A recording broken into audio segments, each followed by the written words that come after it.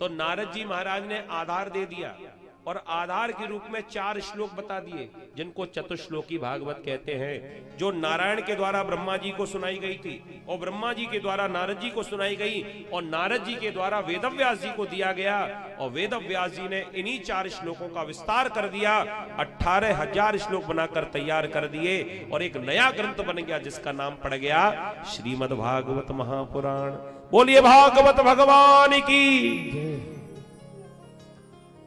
गणेश जी महाराज का सहयोग लेकर और 18,000 श्लोक, भागवत में 18,000 श्लोक हैं। ये श्लोकों का ग्रंथ जब तैयार हुआ, अब रचना तो हो गई वेदव्यास जी के द्वारा, लेकिन श्रोता वक्ता कौन होगा? तब त्रिकाल दृष्टा वेदव्यास जी ने देखा कि हमारा ही पुत्र शुकदेव इस भागवत कथा को सुनाकर परीक्षित जी का उद्धार करेगा।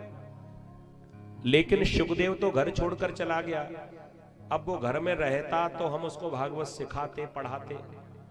अब घर छोड़कर चला गया, अब हम उसके पास जाएंगे तो वो और कोस दूर भाग जाएगा।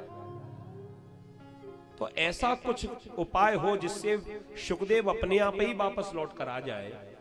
इसके लिए क्या करना चाहिए?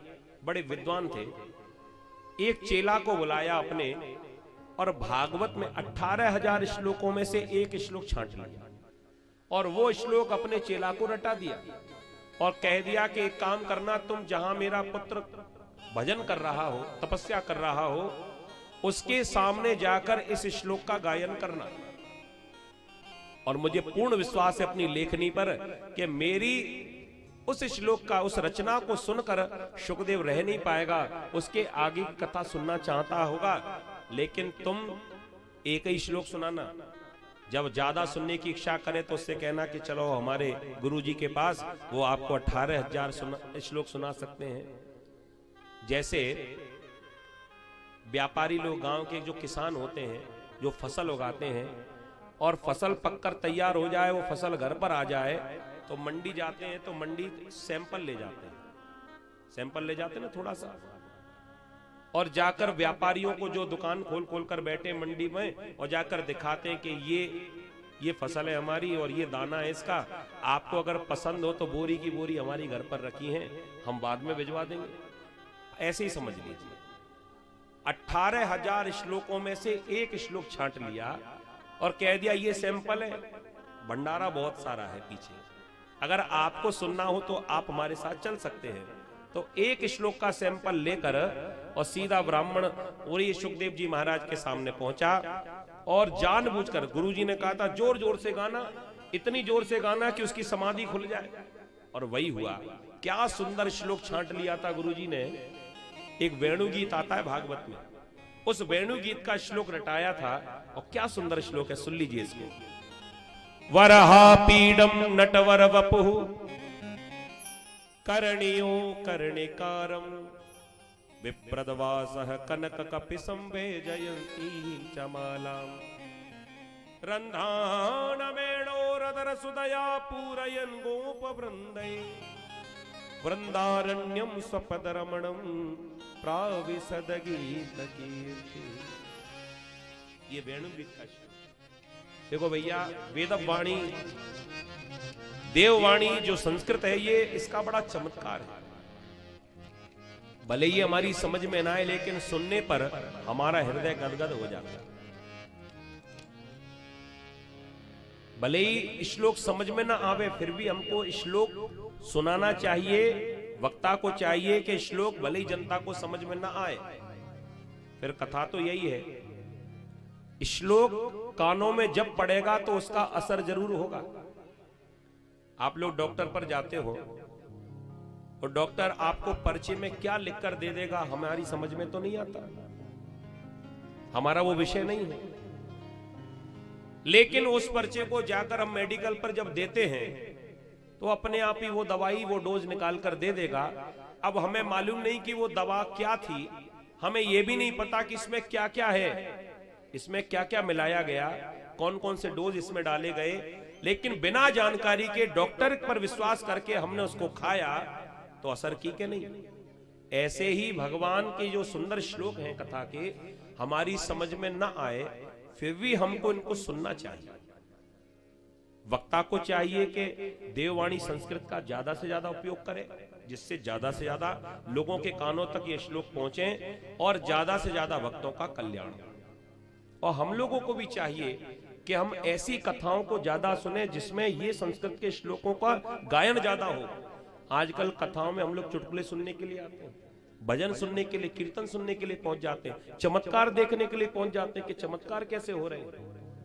आजकल के परिवेश में आप देखो, जहां चमत्कार को कितना नमस्कार हो रहा है, देखो आप। कथा के नाम पर कुछ भी नहीं, केवल आडंबर दुनिया भर का। अब उस आडंबर से यदि आपका भला हो रहा हो तो दुनिया में तो सबके भले हो गए होते। प्रेम से बोलो राधे राधे। हम किसी की तुलना नहीं कर रहे हैं किसी से, और हम किसी की बुराई भी नहीं कर रहे हैं, लेकिन हम आप लोगों से कहना चाहते हैं, अगर हमें ऐसी कथाएं अगर सुनने को ना भी मिले तो हम तो अवसर मिल जाए तो अपने अपने घर में ही रामायण का पाठ कर लिया करें, सुंदरकांड का पाठ करें, हो सके तो भागवत जी हिंदी में भी आती है। संस्कृत में हम पाठ ना कर पाए, समझ ना पाए तो सुख सागर है, भागवत की कथाएं हैं, गीता हैं, ये हिंदी में भी आती है।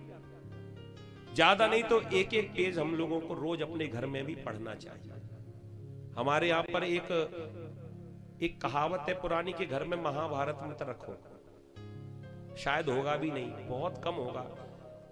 एक गांव में 4, 5, 10 गांव को इकट्ठा कर लेना, पूछ लेना, किसी के घर में महाभारत नहीं मिलेगा। अब पूछो क्यों? अरे महाराज, घर में महाभारत रहेगा तो महाभारत नहीं हो जाएगा। ऐसी हमने ऐसी अपनी बुद्धि बना ली, हमने ऐसा मान लिया कि घर में महाभारत रखा होगा तो घर में महाभारत हो जाएगा, मत रखो, मत पढ़ो।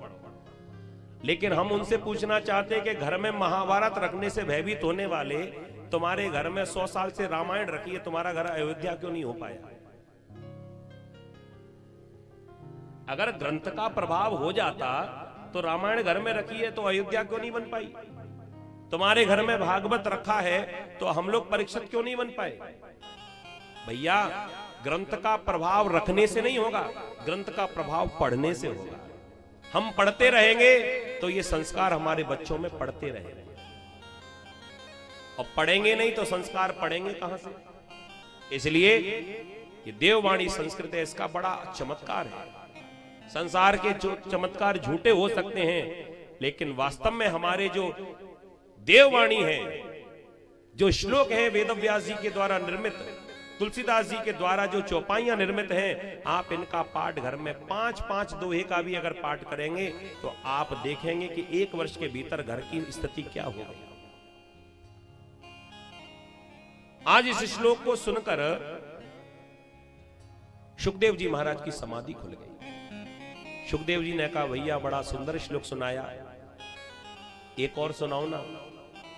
गुरु जी की बात याद आ गई कि एक ही सुनाना, सैंपल ही देना, पूरा भंडारा नहीं। उसके लिए तो मेरे पास लेकर आना।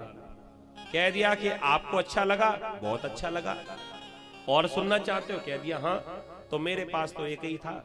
अगर आपको और ज्यादा सुनना है तो हमारे गुरु जी के पास 18,000 श्लोक ऐसे ही हैं, पूरा ग्रंथ का ग्रंथ है। अगर आपको सुनना है तो आप हमारे साथ चलिए। सुखदेव जी महाराज ने सोचा कि तपस्या करेंगे बाद में, पहले इन श्लोकों को सुनेंगे। तो सुखदेव जी महाराज ने कहा कि चलो भैया अपने गुरु जी का घर बताओ। तो घुमा फिरा कर जिस घर से भागे थे उसी घर में लौटा कर पहुंचा दिया। वेदव्यास जी की तरफ इशारा किया, यही हमारे गुरु जी हैं। सुखदेव जी ने कहा, यही तो हमारे पिताजी हैं। इन्हें तो छोड़कर गया था मैं, मुझे लगा था ये कहीं मुझे मोह माया के चक्कर में न डाल दे, लेकिन मुझे अब पता चला कि ये माया के चक्कर में फंसाने वाले नहीं हैं। हमारे पिताजी वेदव्यास जी तो माया के बंधनों को काटने वाले हैं। चरणों में सर रख दिया, महाराज मुझसे गलती हो गई। पिताजी, अब मैं आपकी शरण में आया हूं और आपने जो भागवत जी की रचना की है, कृपा करके मुझे वो सारी भागवत पढ़ा दीजिए। तो वेदव्यास जी के द्वारा सुखदेव जी महाराज को भागवत का पाठन कराया गया, सिखाया गया, और उस कथा को सुनकर सुखदेव जी महाराज ने वही भागवत की कथा परीक्षित जी को सुनाई, जिससे उनका उद्धार हो गया। बोलिए सुखदेव जी महाराज की। इस प्रकार सुखदेव जी महाराज का जन्म हुआ और उन्होंने भागवत की कथा को सुना। अच्छा, वक्ता तो आ गया, लेकिन श्रोता ही नहीं होगा तो चाहे कितना बढ़िया वक्ता हो, वो क्या कथा सुनाएगा? देखो, भक्तों जब होते हैं तभी भगवान की भी गिनती है, और भक्त ही ना हो तो काय की भगवान? जब भक्त नहीं होंगे तो भगवान कहां होंगे?